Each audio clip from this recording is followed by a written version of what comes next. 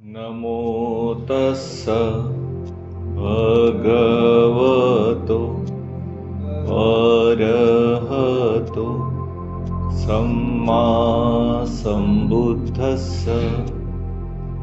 नमो तस्स भगवतो अरहतो सम्मा सम्बुद्धस्स। नमो तस्स भगवतो अरहतो सम्मा सम्बुद्धस्स। हमारे मैत्री विपश्यना शिविर के दूसरे दिन में, वैसे तो साधना का पहला ही दिन है, कल शिविर शुरू हुआ, लेकिन पूरा दिन साधना आज ही हुई है। तो आज पूरे दिन जो हमने साधना की उसके बारे में थोड़ी चर्चा करेंगे और भंते विमलारमसी हमें किस तरह से साधना करवाना चाहते हैं उसके बारे में भी चर्चा करेंगे। पहली बात ये समझेंगे कि ये साधना हम क्यों कर रहे हैं। साधना का उद्देश्य क्या है? साधना का उद्देश्य केवल मन को एकाग्र करना या मन को शांत करना, यह हमारी साधना का उद्देश्य नहीं है। हमारा उद्देश्य है दुख को जानना, दुख की उत्पत्ति को जानना और दुख को जहां वो उत्पन्न होता है वहीं पे नष्ट करना। तो दुख की उत्पत्ति को जानना और जहां दुख उत्पन्न होता है मन में वहीं पर उसे नष्ट करना, इसी को विपश्यना कहते हैं। और विपश्यना करने के लिए कोई आलंबन लेना पड़ता है, कोई विषय ध्यान के लिए लेना पड़ता है। तो कुछ लोग सांस का आलंबन लेते हैं, शरीर की संवेदनाओं का आलंबन लेते हैं। हमने मंगल मैत्री का आलंबन लिया है। मंगल मैत्री का आलंबन क्यों लिया है? क्योंकि हमारे जो आचार्य थे भंते विमलारमसी, उन्होंने भगवान बुद्ध की मूल वाणी पढ़कर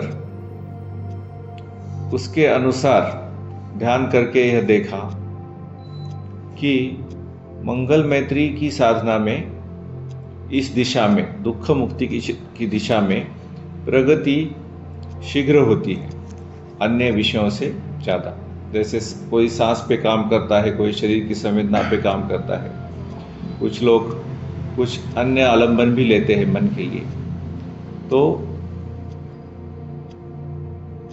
मंगल मैत्री एक ऐसा आलंबन है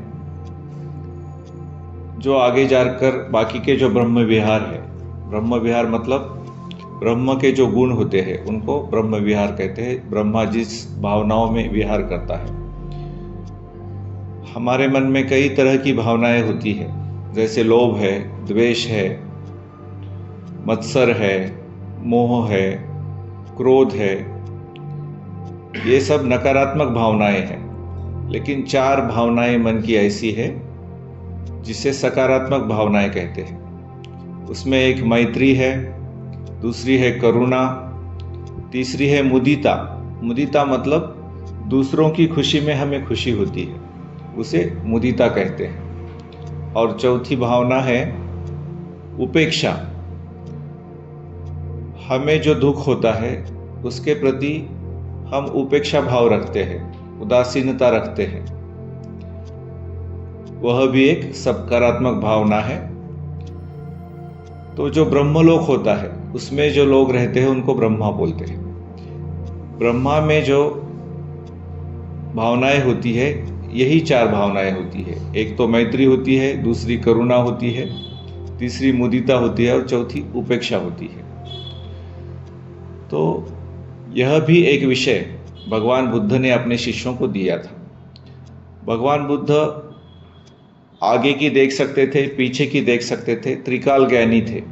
तो जब भी कोई साधक उनके पास आता था तो वो यह जान लेते थे कि इस साधक की पृष्ठभूमि क्या है, उसका भूतकाल क्या है, पिछले जन्मों में इसका स्वभाव किस तरह का था, इस जन्म में इसका स्वभाव किस तरह का था। तो उस हिसाब से वो ध्यान का विषय उस साधक को देते थे। तो किसी को सांस के ऊपर ध्यान करने के लिए बोलते थे, किसी को शरीर की गंदगी के ऊपर ध्यान करने के लिए बोलते थे, और किसी को मंगल मैत्री के ऊपर ध्यान करने के लिए बोलते थे। तो यह सब चीज़ें हमारे जो आचार्य थे भंते विमलारमसी, उन्होंने करके देखी और उन्होंने देखा कि मंगल मैत्री से अगर हम आरंभ करेंगे तो जो लोग सांस से आरंभ करते हैं उनसे 6 गुना ज़्यादा गति से प्रगति होती है। यह भंते विमलारमसी ने देखा, इसलिए उन्होंने मंगल मैत्री को प्राधान्य देना, प्रमुखता देना आरंभ किया। तो इसलिए जब हम आज दिन भर ध्यान कर रहे हैं तो जो नए लोग हैं उनको लगता है कि क्या खुशी खुशी खुशी, कितनी देर खुशी पे रहेंगे, मन की खुशी पे, चलो कुछ और कर लेते हैं, चलो कुछ और कर लेते हैं, ऐसा सोचते हैं। तो कुछ और करने से मन तो शांत हो जाएगा, मन टिक भी जाएगा, एकाग्र भी हो जाएगा और शांत भी हो जाएगा। लेकिन मन में जो दुख जागता है उसका कारण हम कैसे समझेंगे, और दुख का कारण नहीं समझेंगे तो दुख को नष्ट कैसे कर पाएंगे। तो इसलिए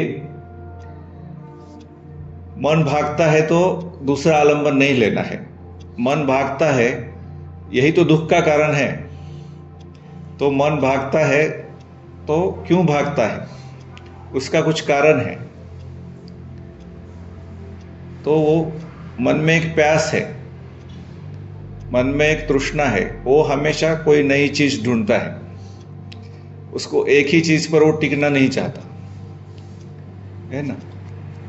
और उसको जो प्यास है कोई नई चीज ढूंढने की, और जो है उसको दूर धकेलने की, नई चीज ढूंढने की जो प्यास है उसी को तो लोभ बोलते हैं, उसी को आसक्ति बोलते हैं। और जो है उसमें संतोष नहीं, अब मन में खुशी है, उस पर मन टिका हुआ है, लेकिन मन को उसमें संतोष नहीं, वो कुछ और ढूंढना चाहता है, इसको दूर करना चाहता है। तो जो ये दूर करने की प्यास है उसी को बोलते हैं द्वेष।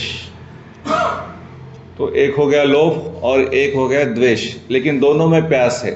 लोभ में कुछ पाने की प्यास है और द्वेष में कुछ दूर करने की प्यास है, ठीक है। इसी प्यास को संस्कृत में कहते हैं तृष्णा, पाली में कहते हैं तणहा, और मराठी में कहते हैं तहान। तणहा का हो गया तहान मराठी में, ठीक है। और अंग्रेजी में इसे कहते हैं क्रेविंग, ठीक है। तो ये जो क्रेविंग है ये दुख का कारण है।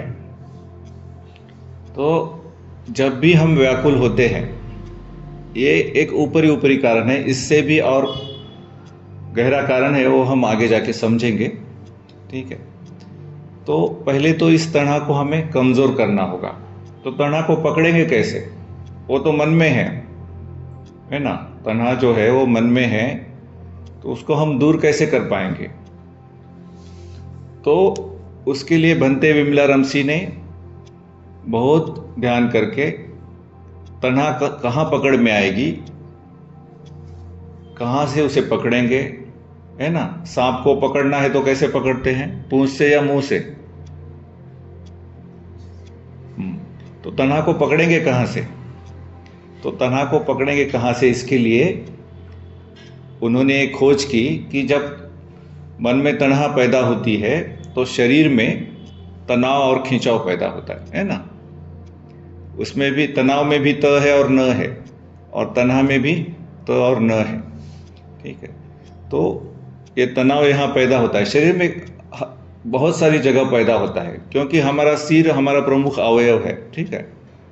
तो सिर में अगर तनाव पैदा होता है और उसको अगर ढीला कर देते हैं तो सिर के तनाव को ढीला करने से ये तणा जो है वो कमज़ोर हो जाती है, वो ढीली पड़ जाती है।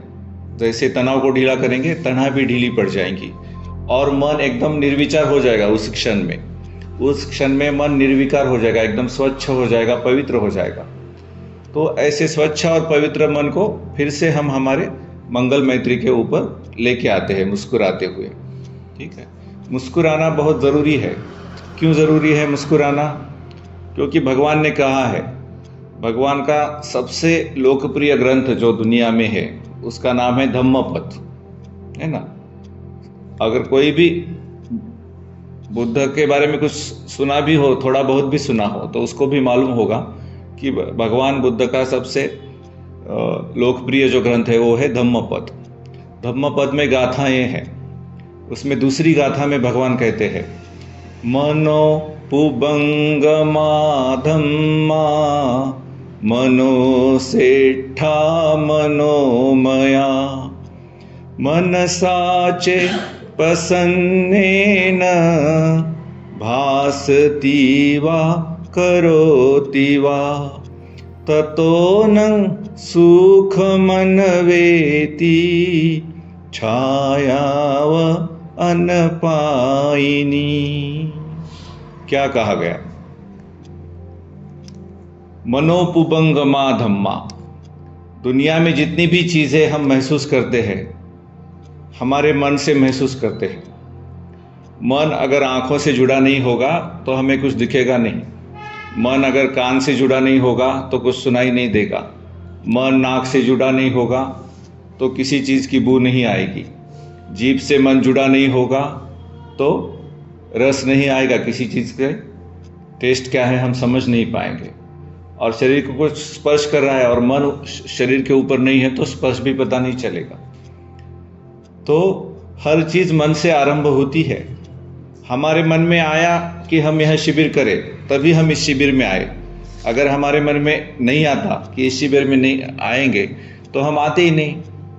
ठीक है ना। अब 6 बजे यहाँ आना है, ऐसा मन में आया तभी 6 बजे यहाँ आए। किसी को डॉक्टर बनना है, उसके मन में पहले आता है कि मैं डॉक्टर बनूं, तब वो डॉक्टर बनता है। तो हर चीज़ जो है दुनिया में वो मन से बनती है। मन सबसे पहला धर्म है, इसीलिए कहा गया मनो पुबंगमा धम्मा। पुब मतलब पूर्व। सूरज सबसे पहले कहाँ उगता है?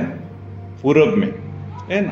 तो मन यह पूरी दुनिया की ये पूरब है मन। ठीक है, इसीलिए कहा गया मनो पुबंगमा धम्मा। धर्म मतलब कोई भी चीज़, किसी भी चीज़ को आप धर्म कह सकते हैं। जितनी भी चीज़ें हैं, धर्म शब्द बड़ा व्यापक है। ठीक है, जितनी भी चीज़ें हैं दुनिया में उसको धर्म कहा गया। मनो पुबंगमा धम्मा मनो सेठा। सेठा मतलब श्रेष्ठ। मन ही श्रेष्ठ है। मनोमया, सब कुछ मन से बना है। सब कुछ मन से बना है। यह जो शरीर है, हमारे मन में आता है कि खाना खाना है तब हम खाते हैं। अगर मन में नहीं आएगा खाना खाना है तो हम खाना खाएंगे नहीं। तो यह शरीर भी मन से बना है। हमारे माता पिता के मन में वासना आई, उसी से यह शरीर ने जन्म लिया है। अगर उनके मन में वासना नहीं आती तो हमारा शरीर जन्म नहीं लेता। तो हर चीज़ दुनिया में मन से बनी हुई है। यह टेबल बनाने वाले के मन में आया कि टेबल बनाना है, तब ये टेबल बना है। ठीक है, तो हर चीज़ जो है वो मन से बनी है। इसीलिए कहा गया मनो पुबंगमा धम्मा मनो सेठा मनोमया मनसाचे प्रसन्नेन। प्रसन्नेन मतलब प्रसन्न मन से। प्रसन्न मन से भासति वा करोति वा। भासति मतलब भाषण करेंगे, बात करेंगे प्रसन्न मन से। करोति वा या कोई काम करेंगे, भासति वा करोति वा। ततोनन तब क्या होगा? सुख मनवेति। सुख आपके पीछे लग जाएगा। अगर प्रसन्न मन से आप बात करोगे या कोई काम करोगे तो सुख आपके पीछे लग जाएगा। कैसे लगेगा? छाया वा अनुपायिनी। छाया मतलब शैडो, सावली। आपके शरीर के पीछे जब धूप में आप चलेंगे तो साया पीछे पीछे चलेगी। उसी तरह सुख आपके पीछे पीछे चलेगा जब आप मन को कैसा रखोगे? प्रसन्न रखोगे। और मन को प्रसन्न रखने का सबसे अच्छा तरीका, सबसे आसान तरीका क्या है? कि आप मुस्कुरा दो। एक बार मुस्कुरा दो और फिर हमेशा मुस्कुराते रहो। ठीक है, इसीलिए मुस्कुराना ज़रूरी है। तो एक तो तनाव को कमज़ोर करना है, ढीला करना है, तनाव को ढीला करना है और मुस्कुराना है। इन दो चीज़ों को ध्यान में रखो, बहुत ज़रूरी है। एक तो मुस्कुराना ज़रूरी है, और जब मन भाग जाता है तो सिर में जो तनाव है उसको ढीला करना, ये दो चीज़ें बहुत ज़रूरी है। ठीक है, हमारी साधना ही इसी के ऊपर है पूरी। कई साधक क्या कर रहे हैं, मंगल मैत्री तो ठीक से कर रहे, अपने आप को मंगल मैत्री दे रहे, अपने आध्यात्मिक साथी को मंगल मैत्री दे रहे हैं, लेकिन जब मन भाग जाता है तो तुरंत मंगल मैत्री की ओर वापस आ रहे हैं। तो यह बात ठीक नहीं है, क्योंकि जब मन भाग जाएगा तो शरीर में और मन में तनाव होगा, तनाव होगी मन में और सिर में तनाव होगा।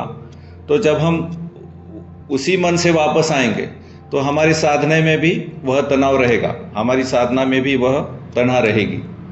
तो उस तनाव को तो निकालने के लिए हम आए हैं, सिर्फ मंगल मैत्री करने के लिए नहीं आए। सबका भला हो, सबका मंगल हो, ये तो संत ज्ञानेश्वर ने भी कहा है पसायदान में। पसायदान कहते हैं और फिर घर में आके गुस्सा करते हैं लोग। क्यों होता है ऐसे? क्योंकि वो तनाव को कम नहीं कर पाते, तनाव को कमज़ोर नहीं कर पाते। तो जब मन भागता है तो शरीर में और मन में दोनों जगह तनाव और तनाव है।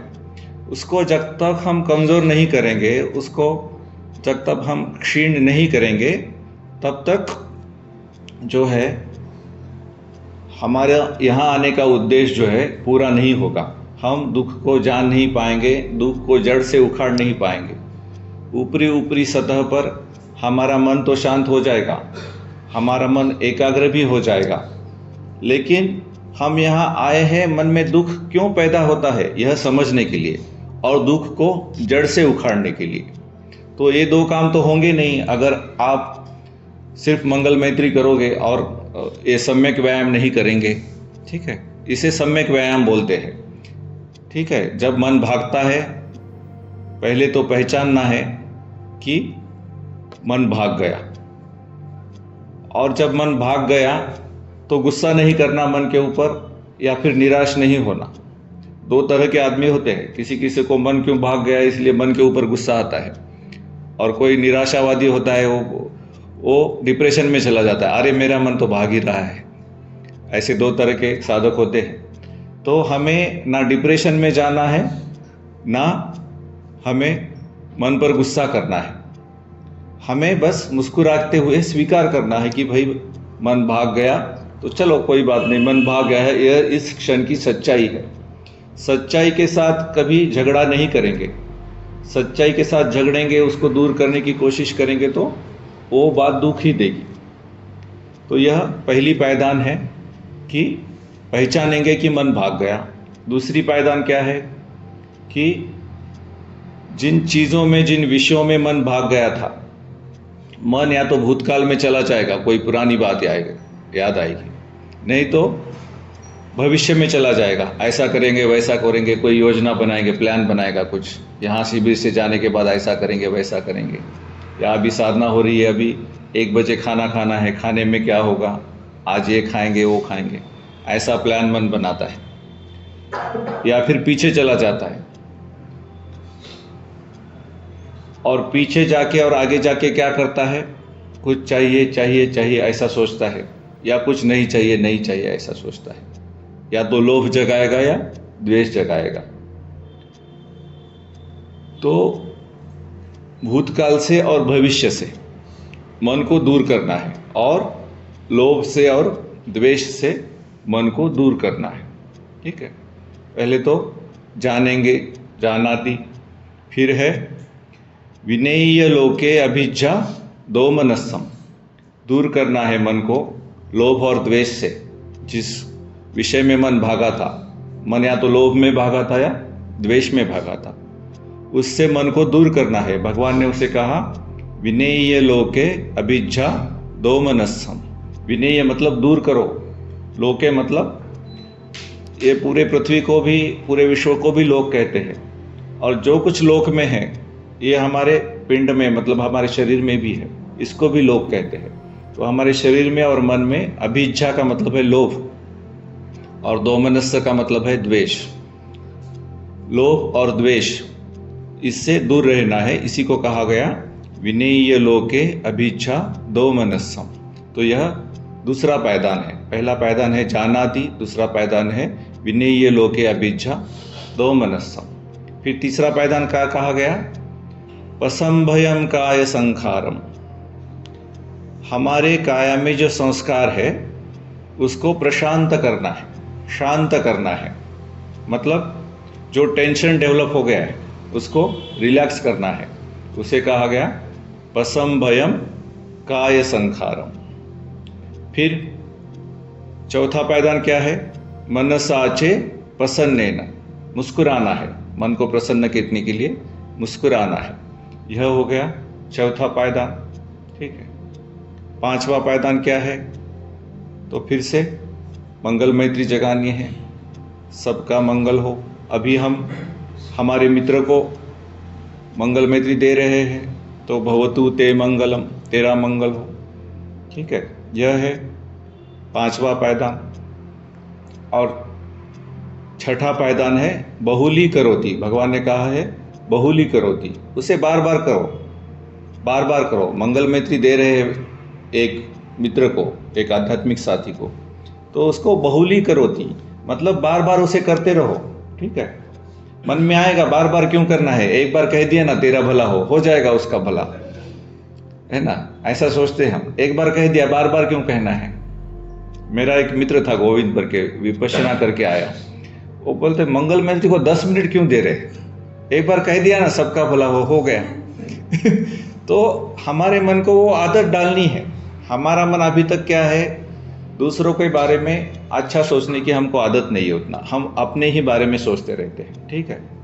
अब मंगल आध्यात्मिक साथी चुनो तो लोग फट से मेरी बेटी को चुन लिया, मेरे बेटे को चुन लिया, मेरे पोते को चुन लिया, नाती को चुन लिया, ऐसा कर लेते हैं। तो उससे हमें बाहर निकलना है।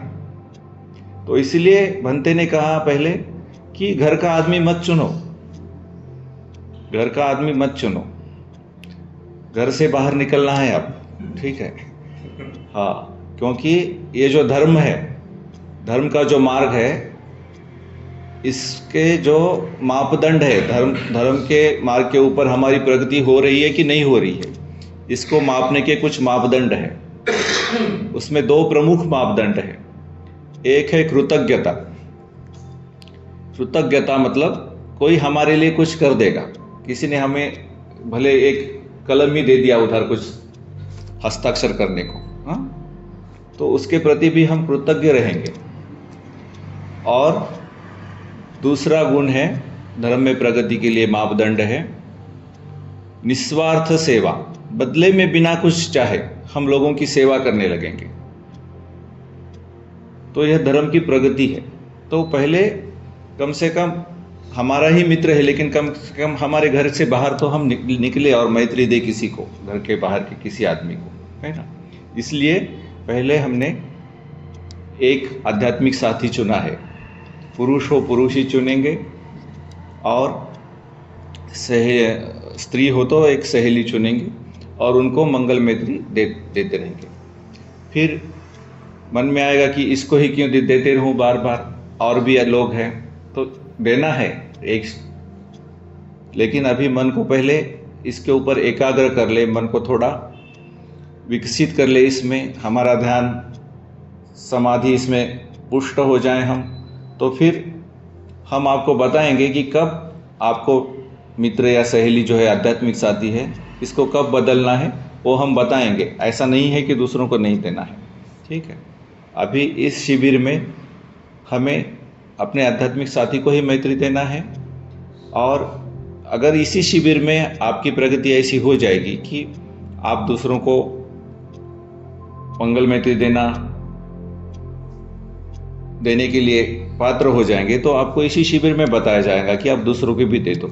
लेकिन समझो नहीं हुए, किसी किसी को समय लगता है, किसी किसी को जल्दी हो जाता है। तो जब घर जाएंगे तो साधना के समय अपने आध्यात्मिक साथी को ही मैत्री देंगे।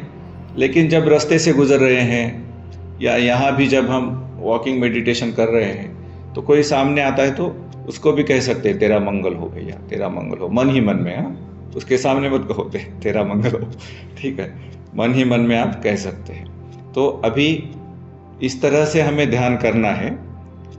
तो ये मन को आदत लगानी है। मन कैसे भागता है, एक विषय से दूसरे विषय की ओर क्यों जाता है, इसकी हमें खोज करनी है। हम ध्यान कर रहे हैं, हमारा मन मंगल मैत्री के ऊपर है और झट से विचार आ गया। ये विचार क्यों आता है, मन कैसे उसकी ओर भागता है, इसका हमें निरीक्षण करना है। जब विचार आता है तो शरीर में तनाव पैदा होता है। उस शरीर के तनाव को ढीला करेंगे तो मन का भी तनाव ढीला हो जाता है, तनाव कमज़ोर हो जाती है। इन सारी चीज़ों का अभ्यास करने के लिए हम यहाँ आए हैं। हम यहाँ सिर्फ मन को शांत करने के लिए और मन को एकाग्र करने के लिए नहीं आए। मानव जाति का जो दुख है या पूरे प्राणी जाति का जो दुख है, जितने भी जीवित लोग हैं पूरी दुनिया में, पृथ्वी पर होंगे या पृथ्वी के बाहर होंगे, सब के सब दुखी हैं, सब के सब दुखी हैं। तो इस दुख का कारण क्या है, इसको जानने के लिए हम आए हैं। इस चीज़ को ध्यान में रखेंगे तो अब इस प्रवचन के बाद जो साधना होगी उसमें दो चीज़ें ध्यान में रखना है। एक तो मन को मंगल मैत्री के साथ रखना है, दूसरा कोई आलंबन नहीं लेंगे। और मन जब भाग जाता है तो सम्यक व्यायाम करके ही वापस लाना है, तुरंत वापस नहीं आना। सम्यक व्यायाम में 6 चीज़ें हैं जिसे अंग्रेजी में 6 R's बोलते हैं। पहली चीज़ है जानना कि मन भाग गया, पाली में कहा गया जानामी, इंग्लिश में कहा गया रिकॉग्नाइज, ठीक है। दूसरी चीज़ है मन को जिस विषय में भागा था उस विषय से दूर करना, जिसे पाली में कहा गया है विनेय लोके अभिज्ञा दोमनस्सम, उसे इंग्लिश में कहा गया रिलीज, ठीक है, रिलीज। पहला हो गया रिकॉग्नाइज, दूसरा हो गया रिलीज। तीसरी चीज़ है इंग्लिश में कहा गया रिलैक्स, पाली में कहा गया है पसम भयम काय संखारम, ठीक है। चौथी चीज़ है मुस्कुराना, मन साचे पसंद न, पाली में कहा गया, इंग्लिश में कहा गया रीस्माइल, ठीक है। फिर रिटर्न, पुनरपि, फिर से मंगल मैत्री की ओर आना है, पाली में कहा गया पुनरपि, इंग्लिश में कहा गया रिटर्न और रिपीट, पाली में कहा गया बहुली करोति, इंग्लिश में कहा गया रिपीट। तो इंग्लिश में क्या है कि हर शब्द जो है आर से स्टार्ट होता है ना। पहला है रिकॉग्नाइज, दूसरा है रिलीज, तीसरा है रिलैक्स, चौथा है रीस्माइल, पांचवा है रिटर्न और छठा है रिपीट। तो इसलिए इसे एक शॉर्ट फॉर्म उसका दिया गया 6 R's, इसलिए उसे 6 R's कहा गया। इसको पाली में बोलते हैं सम्मा वायामो और हिंदी में बोलेंगे सम्यक व्यायाम, ठीक है। सम्मा वायामो, सम्यक व्यायाम। तो जब भी मन भागता है सम्यक व्यायाम करके ही उसे वापस लाना है। बिना सम्यक व्यायाम के हम वापस लाएंगे तो मन में जो तनाव है और शरीर में जो तनाव है वो ढीला नहीं होगा, वो आपकी साधना में चलता रहेगा, ठीक है। यह चीज़ें आप ध्यान में रखनी है। अब भंते विमलारमसी की यह किताब है, किताब का नाम है life is meditation, meditation is life, ठीक है। मतलब जीवन एक साधना है और साधना ही जीवन है, ठीक है। तो यह जो साधना है ये केवल हम 7 दिन के, 6 दिन के, 5 दिन के शिविर में आए उतनी ही सीमित नहीं है। इस साधना को घर में लेके जाना है। जहाँ हम हमारे कार्यालय में काम करते हैं उस कार्यालय में इस साधना को लेके जाना है, उस काम में हमें साधना को लेके जाना है। घर में जो काम करते हैं, किसी से भी हम व्यवहार करते हैं या अकेले अकेले मन में विचार करते हैं, उन सभी में इस साधना का प्रवेश होना चाहिए, ठीक है। इसलिए कहा गया साधना जीवन है और जीवन ही साधना है और साधना ही जीवन है। और जीवन ही साधना है। तो क्या कहते हैं bhante? Many people are now on a spiritual search for a path that leads their mind to peace, happiness and openness. तो दुनिया में कई लोग आजकल जो है आध्यात्मिक खोज में निकले हुए हैं, जिससे कि उनके मन को शांति मिले, सुख मिले और मन खुला हो जाए। They discovered that the norms of the world, which emphasize materialism and success, do not bring real peace, happiness or security into their life.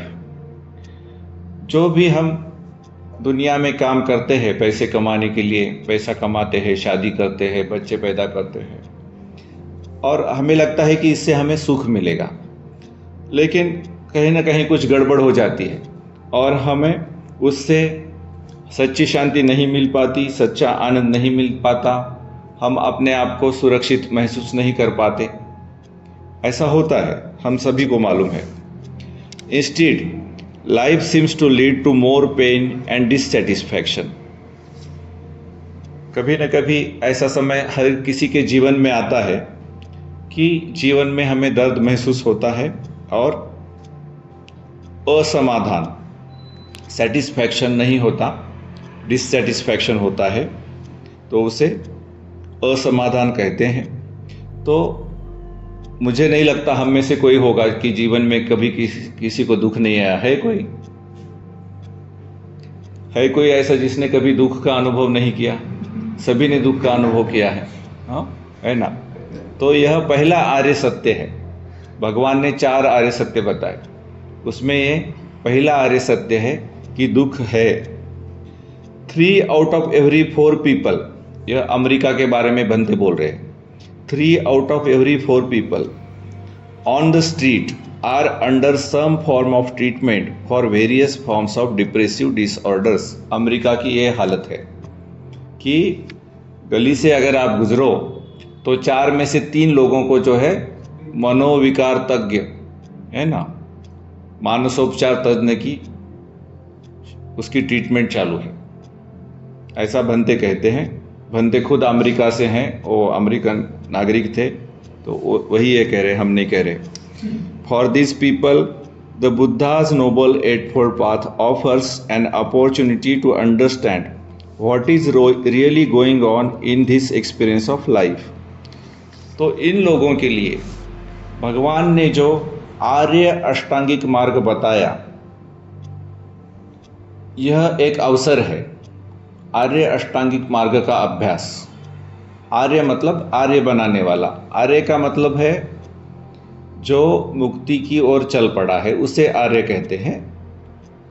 अष्टांगिक मार्ग मतलब 8 अंगों वाला मार्ग है। भगवान ने जो मार्ग बताया वो 8 अंगों वाला मार्ग है। तो यह 8 अंगों वाला मार्ग जो भगवान ने बताया है, यह एक अवसर है ऐसे लोगों के लिए समझने के लिए कि उनके जीवन में आखिर चल क्या रहा है, ऐसा क्यों हो रहा है, डिप्रेशन क्यों आ गया, दुख क्यों आ गया, अचानक सब कुछ तो ठीक चल रहा था, अचानक कुछ हो गया, क्या हो गया। इसको समझने के लिए एक अवसर है। क्या अवसर है? भगवान का 8 अंगों वाला श्रेष्ठ मार्ग। इसे पाली में कहेंगे आर्यो अष्टांगिको मग्गो, संस्कृत में कहेंगे आर्य अष्टांगिक मार्ग। और जो संस्कृत में है वह भारत की सभी भाषा में चलता है, कश्मीर से लेकर तमिलनाडु तक, आर्य अष्टांगिक मार्ग। ठीक है। It is a chance to see how things actually work and what is causing the pain and suffering that goes along with anxiety, panic attacks, obsessive compulsive behavior, sleeplessness and depression at all levels। तो ये सब दिमाग की बीमारियां हैं, मन की बीमारियां हैं। एंग्जाइटी मतलब बहुत चिंता होती है। पैनिक अटैक्स, बहुत ज़्यादा चिंता होने के बाद बहुत हम डर जाते हैं। ऑब्सेसिव कंपल्सिव बिहेवियर, एक ही तरह का व्यवहार हम बार बार करते रहते हैं। कोई चीज़ सामने आने से एक ही तरह का व्यवहार बार बार करते रहते हैं। स्लीपलेसनेस, नींद नहीं आती। डिप्रेशन, अवसाद बोलते हैं उसको हिंदी में, ठीक है। तो इस प्रकार की जो चीज़ें हैं वो क्यों होती है और इसमें हमें वेदना क्यों होती है, पीड़ा क्यों होती है, दुख क्यों होता है, यह सब समझने के लिए भगवान का आर्य अष्टांगिक मार्ग है कि दुख क्यों पैदा होता है भाई, इसको समझने का वो हमें एक अवसर देता है। Buddhist teaching offers us a helpful personal management system that can assist us in these situations. तो भगवान की जो शिक्षा है, बुद्धिस्ट टीचिंग मतलब ये सब कल ही भी बताया मैंने कि बौद्ध धर्म की शिक्षा ऐसा नहीं कहेंगे, भगवान की शिक्षा कहेंगे। भगवान ने अपने प्रवचन में कभी ये नहीं कहा कि मैं एक बौद्ध धर्म की स्थापना कर रहा हूँ, ठीक है, ऐसा भगवान ने कहीं कहा नहीं कहा। भगवान ने कहा धम्म मतलब धर्म। भगवान ने ये नहीं कहा कि मेरा धर्म बौद्ध है, आपका धर्म हिंदू है, ऐसा भगवान ने कभी नहीं कहा आने वाले लोगों को, ठीक है। तो भगवान की जो शिक्षा है वो निसर्ग के नियमों को, क्योंकि मन जो है इसका स्वामित्व निसर्ग का है, कुदरत का है, नेचर का है, हमारा नहीं है, ठीक है। तो नेचर के जो रूल्स है, जो कुदरत के कानून है, निसर्ग के जो नियम है, उसके अनुसार मन काम करता है और उन नियमों को ही धर्म कहा गया। क्योंकि सभी चीज़ों को धर्म कहा गया तो निसर्ग के नियमों को भी धर्म कहा गया। तो भगवान की जो शिक्षा है, भगवान का ने सिखाया हुआ जो धर्म है, वो हमारे व्यक्तिगत व्यवस्थापन पद्धति के लिए अनुकूल है। इससे हम एक अपनी व्यवस्थापन पद्धति, अपने खुद के लिए जीवन की हमारी व्यवस्था कैसी हो, हमारे जीवन की शैली कैसी हो, यह भगवान के आर्य अष्टांगिक मार्ग को स्वीकार करते हुए, उस पर चलते हुए इसे हम समझ सकते हैं। ऐसी एक व्यवस्था, ऐसी एक पद्धति, ऐसी एक सिस्टम हम अपने लिए बना सकते हैं कि दुख को समझे और दुख से बाहर निकलने का प्रयास करें। The teaching exemplifies a simple and contented life in which learning acceptance of each moment leads to a life that is open, happy and free। भगवान की जो शिक्षा है यह हमें एक सादा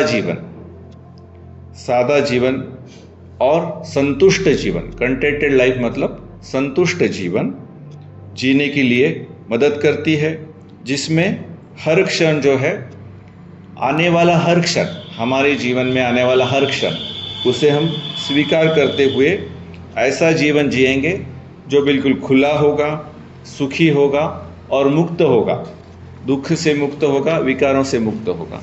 ऐसा जीवन हम जी पाएंगे। The Buddha taught this method of meditation that gently leads to tranquility। तो मन में बहुत गहरी शांति की ओर भगवान ने सिखाया हुआ यह जो ध्यान है, यह साधना है, वो हमें लेके जाएगी। This teaching opens up an inner wisdom that is pure understanding of the true nature of everything, how things really work, by systematically uncovering a series of insights step by step। तो step by step हमें जाना है, एक एक पायदान चढ़ते हुए, एक एक सीढ़ी चढ़ते हुए जाना है, एक एक पायरी चढ़ते हुए जाना है। इसीलिए पहली पायरी में हमने अपने आप को मंगल मैत्री दी 10 मिनट के लिए, फिर अपने एक आध्यात्मिक साथी को अभी मंगल मैत्री दे रहे हैं। तो अभी जंप नहीं करना है कि तुरंत हम किसी और को देंगे, ठीक है, स्टेप बाय स्टेप जाना है। शील का पालन किया, 5 शील हमने लिए, वह भी एक पायरी है जिसमें हम किसी की हत्या नहीं करेंगे, क्योंकि हमें अच्छा नहीं लगता कोई हमारी हत्या करेंगे तो दूसरे जीव को भी अच्छा नहीं लगेगा उस जीव की हम हत्या करेंगे तो इसलिए हत्या नहीं करेंगे। हमारी वस्तु कोई बिना पूछे इस्तेमाल करेगा, हमें अच्छा नहीं लगेगा, तो हम भी किसी की वस्तु बिना पूछे छीनेंगे नहीं, चुराएंगे नहीं, इस्तेमाल नहीं करेंगे। फिर हमारी पति के साथ या हमारी पत्नी के साथ कोई दूसरी औरत या दूसरा आदमी शरीर संबंध रखेगा तो हमें अच्छा नहीं लगेगा। इसलिए हम भी किसी और के पति या पत्नी के साथ शरीर संबंध नहीं रखेंगे, यह भी एक पायरी है। फिर झूठ बोल के किसी को ठगेंगे नहीं, किसी को गाली बोल के गुस्सा नहीं करेंगे, किसी की चुगली नहीं करेंगे, क्योंकि हमारे साथ कोई ऐसा करता है तो हमें भी अच्छा नहीं लगता। और ये जो 4 चीज़ें हैं ये आदमी भूल जाता है नशा पता करने के बाद, शराब पीने के बाद, जुए के लत में, किसी भी चीज़ की लत लग जाती है, शराब की या कोई भी मादक पदार्थ हो, ड्रग्स हो, तो नशे का सेवन नहीं करेंगे, क्योंकि अगर नशे का सेवन करेंगे तो ये 4 चीज़ें भूल जाएंगे। नशे का सेवन करने के बाद ये 4 चीज़ें होने की संभावना बढ़ जाती है, इसलिए नशे का सेवन नहीं करेंगे। तो यह हो गया शील, उसकी एक पायरी हमने ले ली। फिर अब समाधि के लिए हमने मंगल मैत्री का आलंबन चुना है और उसके लिए अभ्यास कर रहे हैं। और फिर है प्रज्ञा। प्रज्ञा का मतलब है प्रत्यक्ष ज्ञान। तो यह हम प्रज्ञा जगाने का काम कर रहे हैं। जब मन भाग जाता है और हम जानते हैं कि सिर में तनाव पैदा हो गया, तो यह एक नया प्रकार का ज्ञान हमको हो गया आज, है ना, कि जब मन भाग जाता है तो सिर में तनाव पैदा हो जाता है। तो यह एक प्रज्ञा की शुरुआत है कि हमने जाना कि मन भागता है तो तन में तनाव पैदा हो जाता है, और जब तनाव ढीला करते हैं तो मन भी शुद्ध हो जाता है, यह भी हमने जान लिया। तो इस प्रकार के अलग अलग प्रकार के ज्ञान हमें मन के बारे में और शरीर के बारे में आगे से होते जाएंगे। मतलब अलग अलग प्रकार के ज्ञान के बिंदुओं की कतार हमारे मन में प्रकट होने लगेगी भगवान का यह मार्ग चलते हुए। This is tranquil wisdom insight meditation found in the Pali text. इस साधना को नाम दिया गया tranquil wisdom insight meditation. Tranquil मतलब शांत, है ना, शांत हो गया। तो पाली में इसे कहा गया समथ। आज की भाषा में, भारत की भाषा में इसे शमथ कहेंगे, और पाली में इसे कहा गया समथ। विजडम, विजडम मतलब प्रज्ञा, बुद्धि, शांत बुद्धि, है ना। तो पाली में इसे कहा गया समाधि। ठीक है, ट्रांक्विल विजडम का मतलब है समाधि, शमथ भी कहते हैं, समाधि भी कहते हैं।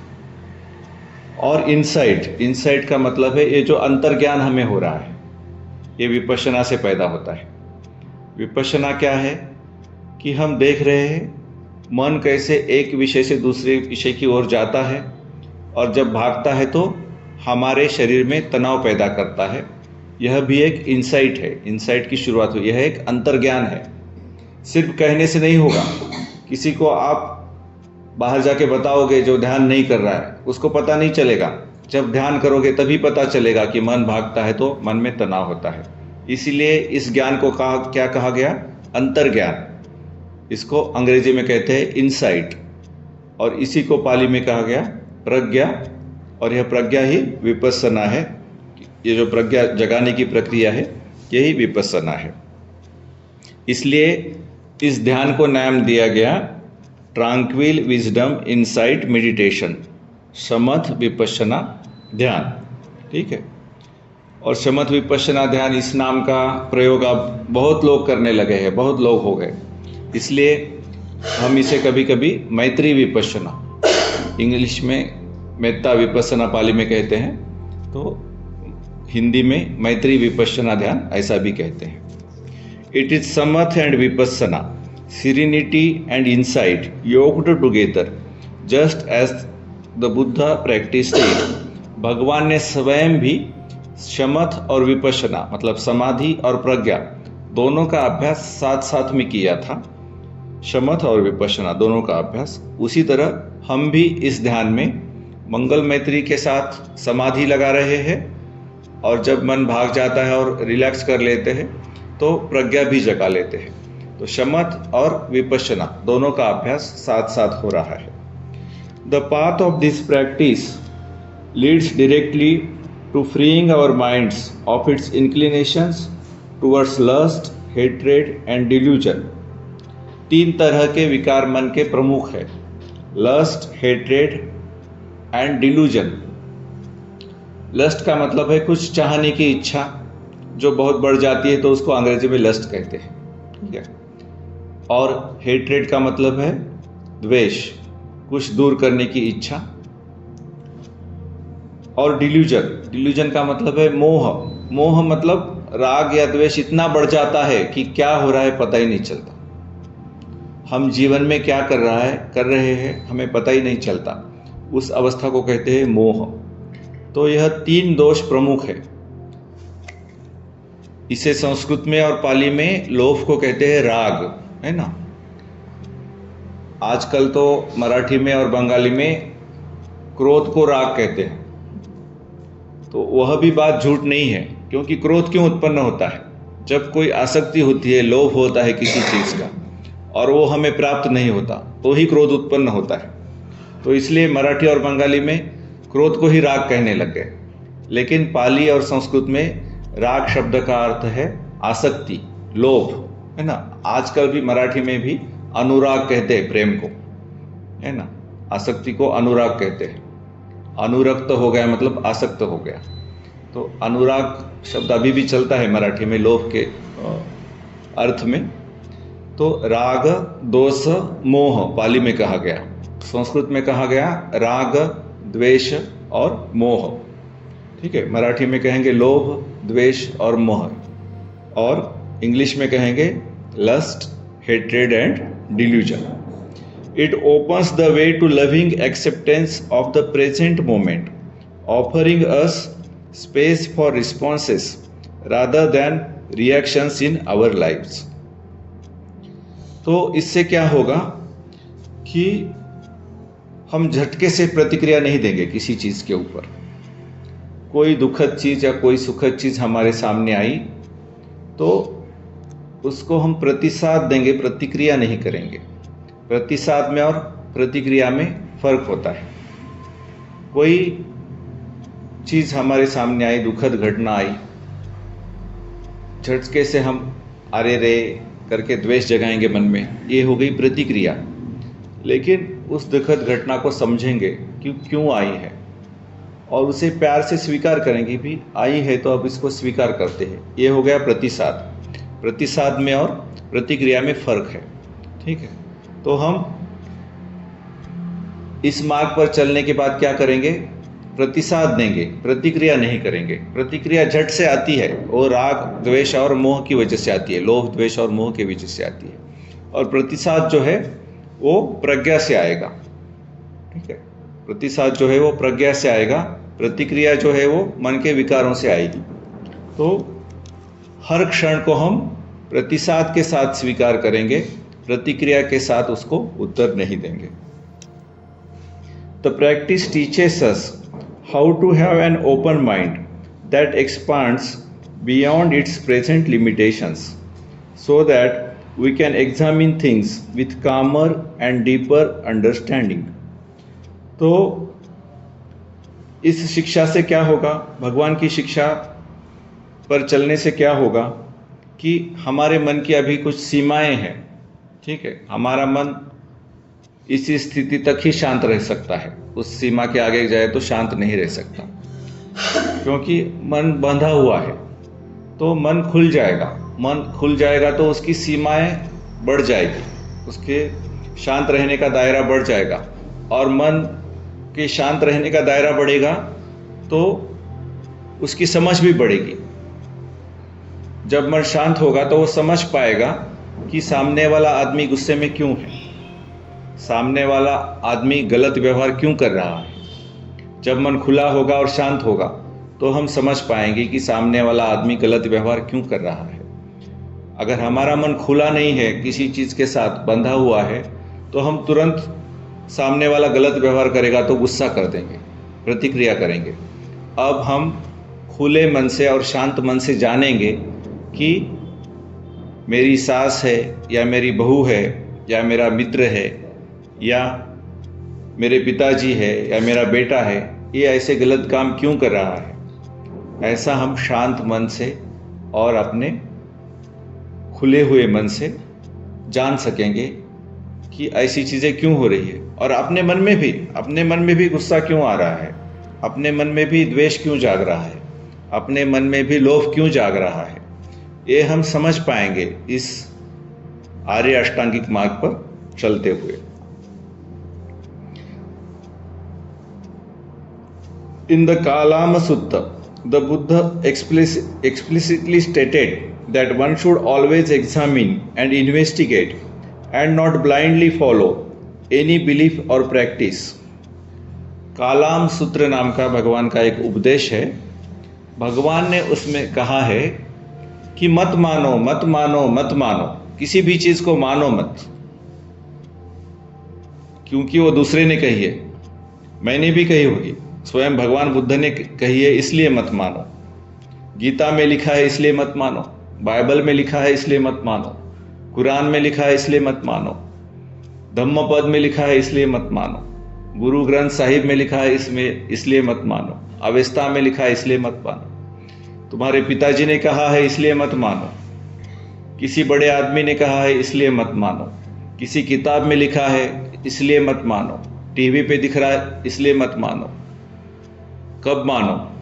जब स्वयं जानोगे, अपने आप जानोगे, तभी मानना, ठीक है ना। शक्कर मीठी है, शक्कर मीठी है, कब जान पाएंगे? जब हम उसे चखेंगे तभी जान पाएंगे। जब तक हम शक्कर खाएंगे नहीं तो और लोग बताएंगे शक्कर मीठी है, इसलिए मानते जाएंगे। ये हो गया मानना। लेकिन जानना कब हुआ? जब शक्कर चखेंगे तब होगा जानना। तो ये जो धर्म की चीज़ें हैं, इसको सिर्फ किसी पोथी में, किसी पुराण में लिखा है इसलिए मत मानो। तो खुद जानो, खुद ध्यान करो, खुद साधना करो, तब धर्म की चीज़ों को मानो, बिना जाने मत मानो, ऐसा भगवान ने कालाम सूत्र में कहा है।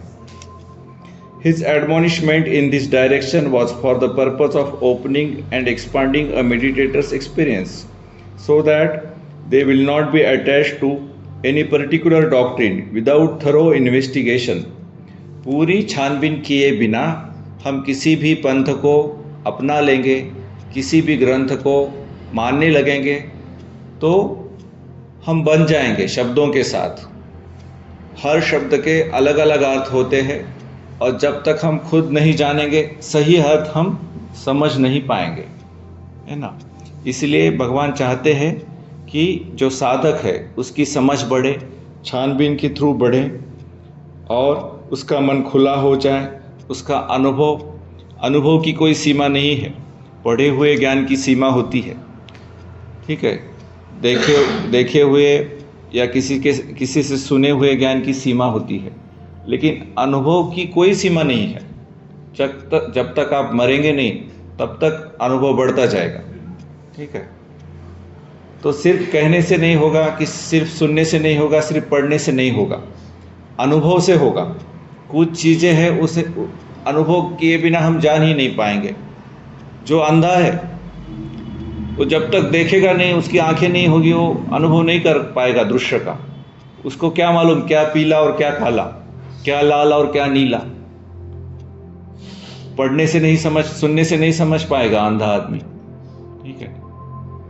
किसी के नाक को गंध ही नहीं आती, तो उसको क्या समझ पाएगा? वो खुशबू क्या है, बदबू क्या है, नहीं समझ पाएगा वो चाहे पढ़ ले, चाहे सुन ले किसी से, ये खुशबूदार है, ये बदबूदार है चीज़, लेकिन अगर उसको वो नाक में वो सेंसर ही नहीं है खुशबू या बदबू जानने का, तो वो जान ही नहीं पाएगा। किसी को जीभ का सेंसेशन नहीं है, टेस्ट कैसा है, तो सिर्फ पढ़ने से और सुनने से वो जान नहीं पाएगा कि मीठा क्या है और खट्टा क्या है, नहीं जान पाएगा। इसी तरह जो अध्यात्म की चीज़ें हैं, ठीक है, उसे अनुभव करना बहुत ज़रूरी होता है। बाहरी जग की चीज़ें हैं, उसमें हर चीज़ का अनुभव लेने की ज़रूरत नहीं। जहर रखा हुआ है और आप मानेंगे नहीं, जब तक मैं पीऊँगा नहीं, मानूंगा नहीं कि ये जहर है, ऐसा नहीं कह सकते बाहर की चीज़ों में। लेकिन जो अध्यात्म की चीज़ें हैं उसमें हमें अनुभव से ही जानना होता है, क्योंकि मुक्त हमें होना है, कोई दूसरा हमें मुक्त नहीं कर सकता। गीता में कहा है, उद्धरे आत्मा आत्मानम, खुद ही आपको उद्धार करना पड़ेगा खुद का। भगवान के पास एक आदमी आया और भगवान से उसने कहा कि मैं हर रोज़ आपके प्रवचन में आता हूँ और मैं तरह तरह के लोग देखता हूँ। कुछ लोग जो है वो बिल्कुल आपकी तरह हो गए, निर्मल हो गए। कुछ लोग अभी रास्ते पे है, निर्मल बन रहे हैं। लेकिन कुछ लोग ऐसे हैं जिनमें कुछ फर्क ही नहीं पड़ा। तो ऐसा क्यों हो गया? ऐसा उस आदमी ने भगवान को पूछा। तो भगवान उस समय श्रावस्ती में थे। भगवान ने उससे पूछा, तुम्हारी शक्ल सूरत से तुम श्रावस्ती के नहीं लग रहे हो, तुम कहाँ के रहने वाले हो? तो उसने कहा, मैं राजगिरी का हूँ। श्रावस्ती आजकल उत्तर प्रदेश में है और राजगिरी जो है वो बिहार में है। तो बोलता है, मैं बिहारी हूँ, यूपी का नहीं हूँ। तो भगवान ने कहा कि कब से आप श्रावस्ती में आए? तो बोला, हो गए 10-15 साल हो गए। पहले मैं राजगीर में रहता था और बिजनेस के लिए मैं श्रावस्ती में आ गया। तो भगवान ने उससे पूछा कि क्या तुम्हारा राजगिरी के साथ पूरा संबंध टूट गया? उसने बोला, नहीं नहीं नहीं, मैं साल में 1-2 बार आना जाना होता है, आते जाते रहता हूँ, तो अभी राजगिरी से पूरा संबंध नहीं टूटा। तो भगवान ने उस आदमी से पूछा कि तभी तो तुमको राजगिरी से श्रावस्ती का रास्ता अच्छी तरह से मालूम होगा, कैसे जाना है, और श्रावस्ती से राजगीर। तो उसने कहा, हाँ। तो कोई पूछता है कि भाई राजगीर का रास्ता कैसा है, तो बताते हो कि नहीं बताते हो? तो उसने कहा कि हाँ, मैं बताता हूँ। जब भी कोई पूछता है तो उसमें छुपाने वाली बात क्या है? मैं नहीं बताऊंगा तो कोई और बताएगा, इसलिए मैं ही बता देता हूँ कि श्रावस्ती से राजगीर जाना कैसे है। ऐसे ऐसे जाना है, बनारस आ जाएगी, बनारस के बाद गया आएगी, गया के बाद राजगीर आएगी। तो जितनों को आपने बताया, क्या वो सारे के सारे राजगीर पहुँच गए? तो उस आदमी ने कहा, भगवान कैसी बात कर रहे हो आप, सिर्फ बताने से कैसे होगा? उस आदमी को खुद चलना पड़ेगा, या कोई वाहन गाड़ी करनी पड़ेगी, रथ करना पड़ेगा, बैलगाड़ी होगी या रथ होगा, छकड़ा होगा, या पैदल जाएगा, तभी तो वो पहुंच पाएगा। तो भगवान ने कहा, भाई यही बात मैं कहना चाहता हूं कि मैंने तो रास्ता सभी को बता दिया, हर आदमी को बताया, राज को बताया, पीयूष को बताया, कौशल को बताया, धोंडीराम को बताया, हनुमंत को बताया, सबको रास्ता बताया, अनुपमा को बताया, एल्लोरा को बताया। लेकिन जो चलेगा रास्ते पे वही तो पहुंचेगा, नहीं तो कैसे पहुंचेगा? नहीं पहुंच पाएगा। इसलिए भगवान ने कहा, तुम्ही कीचम आतपम अखातारो तथागता, अखातारो तथागता। तुम्हें ही किच्चम,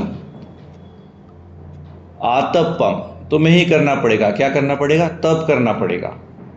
अखातारो तथागता, तथागत सिर्फ आख्यान करेंगे, तथागत सिर्फ आपको बताएंगे ऐसे ऐसे चलना है। चलना तो तुम्हें ही पड़ेगा, है ना। बोलते हैं ना कि घोड़े को हम पानी तक लेके जा सकते हैं, लेकिन पानी पिला नहीं सकते। पानी घोड़े को खुद को पीना पड़ेगा। तो हमें खुद चलना पड़ेगा, तभी हम भगवान की तरह निर्मल हो जाएंगे। तथागत कहा गया इसमें भगवान को। तथ्य का मतलब होता है फैक्ट, है ना, वास्तव। तथ्य का मतलब होता है फैक्ट, वास्तव। तथ्य के सहारे जो आ गया, मुक्ति तक आ गया, तथ्य के सहारे, उसे तथागत कहा गया। तो भगवान जब बुद्ध हुए, पहले उनका नाम सिद्धार्थ गौतम था। अट्ठ कथा के अनुसार सिद्धार्थ गौतम था। जो मूल वाणी है उसमें गौतम शब्द है, सिद्धार्थ शब्द उसमें नहीं है। अट्ठ कथाओं में सिद्धार्थ शब्द आया है। उनका नाम गौतम था मूल बुद्ध वाणी के अनुसार।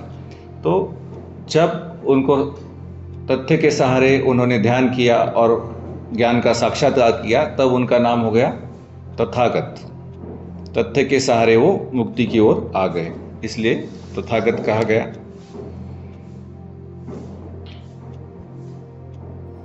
he was attempting to depart from a traditional teacher-student dictatorial relationship and create an environment in which the students took responsibility fully for their own journey of inquiry.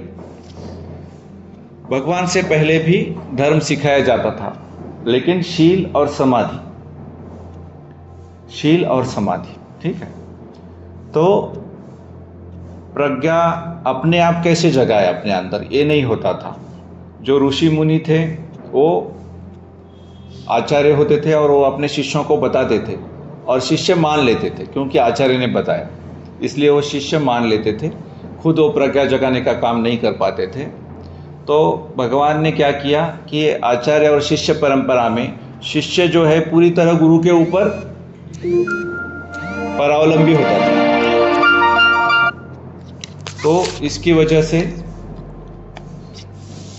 वो अपना ज्ञान खुद जगा नहीं पाता था। और इसमें कुछ गुरु होते थे, आज भी बहुतांश गुरु ऐसे होते हैं कि वो शिष्यों का फिर डिसएडवांटेज लेते हैं, है ना, गलत लाभ उठाते हैं शिष्यों से, क्योंकि वो शिष्य पूरी तरह गुरु पे डिपेंडेंट है।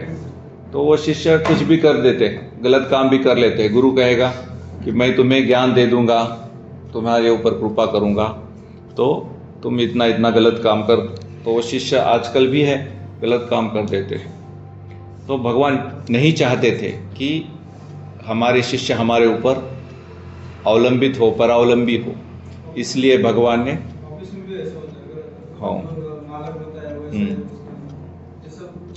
तो कम से कम अध्यात्म के क्षेत्र में तो भगवान ने यह जो परावलंबिता है उसको नष्ट किया।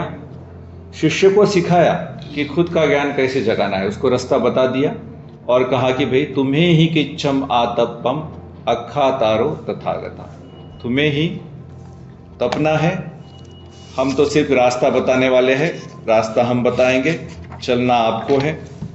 तो इस रास्ते पे हम चलेंगे, धीरे धीरे इस रास्ते को समझेंगे। तो जो दुख को प्राप्त है वह दुख से दूर हो जाए, जो भय को प्राप्त है वो भय से दूर हो, जो शोक को प्राप्त है वो शोक से दूर हो, सभी प्राणी सुखी हो। और यह जो हम पुण्य कमा रहे हैं, अभी हम अपने मन को स्वच्छ कर रहे हैं, इससे बड़ा पुण्य और कुछ होता नहीं है। यह जो पुण्य हम कर रहे हैं, सभी देव इसका अनुमोदन करें और इससे सभी प्रकार की संपत्ति, आध्यात्मिक, भौतिक संपत्ति भी जरूरी है। भौतिक संपत्ति है इसलिए यह शिविर हो रहा है, ठीक है, नहीं तो जंगल में जाना पड़ता था, ठीक है। तो सभी प्रकार की संपत्ति इससे सिद्ध हो। आकाश के और भूमि के जो भी देव है, अरहत है, जो महान लोग हैं, यह सब इस पुण्य में भागीदार हो, इस पुण्य का अनुमोदन करें। और भगवान की जो यह शिक्षा है, यह लंबे समय तक हमेशा के लिए नहीं कहा गया, क्योंकि हर चीज़ उत्पन्न होती है और नष्ट होती है। तो भगवान की शिक्षा भी उत्पन्न होती है और फिर लोग भूल जाते हैं। तो जब तक हो सके चिरम रखन्तु शासनम, लंबे समय तक चले। यह पाली में कहा गया, दुख पत्ता च निदुःखा भय पत्ता च निभया शोक पत्ता च निःशोका होन्तु सब्बेऽपि पाणिनो एतावता च अम्मेहि सब्बत्थं पुण्य संपदम् सब्बे देवानुमोदन्तु सब्ब संपत्ति सिद्धया आकाशट्ठा च भूमट्ठा देवानागामहिथिका पुण्यन्तम् अनुमोदित्वा चिरं रक्षन्तु शासनम् भवतु सब मंगलम् भवतु सब मंगलम् भवतु सब मंगलम।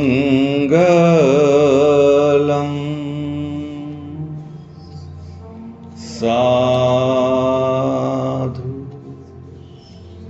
साधु साधु।